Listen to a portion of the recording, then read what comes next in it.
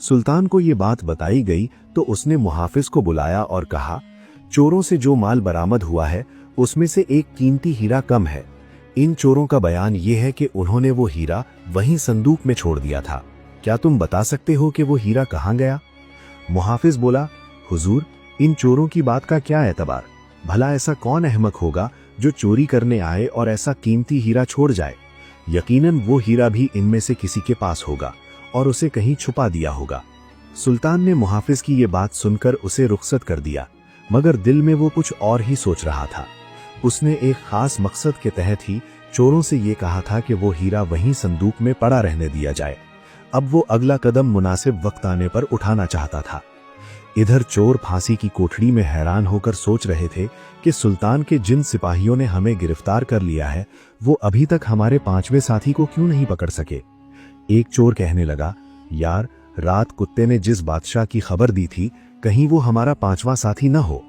दूसरा चोर कहने लगा, अगर रात बादशाह वाकई हमारे साथ था तो मैं उसे पहचान लूंगा।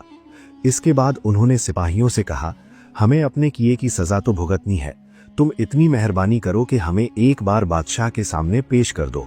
सिपाहियों ने सुल्तान को इत्तला की तो उसने मुहाफिज खजाना से कहा, तुम इन चोरों के पास जाओ और कहो कि शाही खजाने की फहरिस्त के मुताबिक तुम्हारे पास से बरामद होने वाले माल में से एक कीमती हीरा कम है। जब तक तुम वो हीरा पेश नहीं कर देते तुम्हें सुल्तान के हुजूर पेश नहीं किया जा सकता।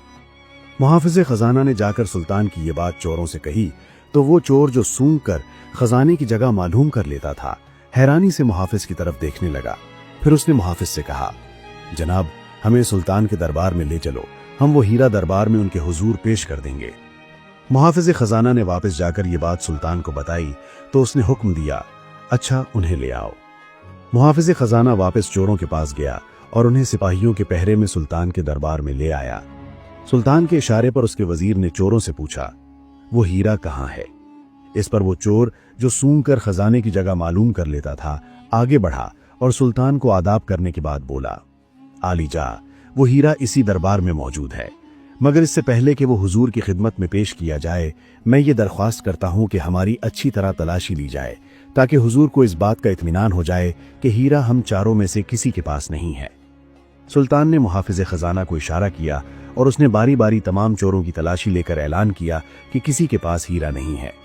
इस पर वही चोर आगे बढ़ा और एक दफा फिर सुल्तान की खिदमत में आदाब बजा लाकर कहने लगा, आलीजा, आपके इस अफसर ने हमारी तलाशी लेकर इत्मीनान कर लिया है कि हीरा हम चारों में से किसी के पास मौजूद नहीं। अब मैं हीरा आपकी खिदमत में पेश करने लगा हूँ।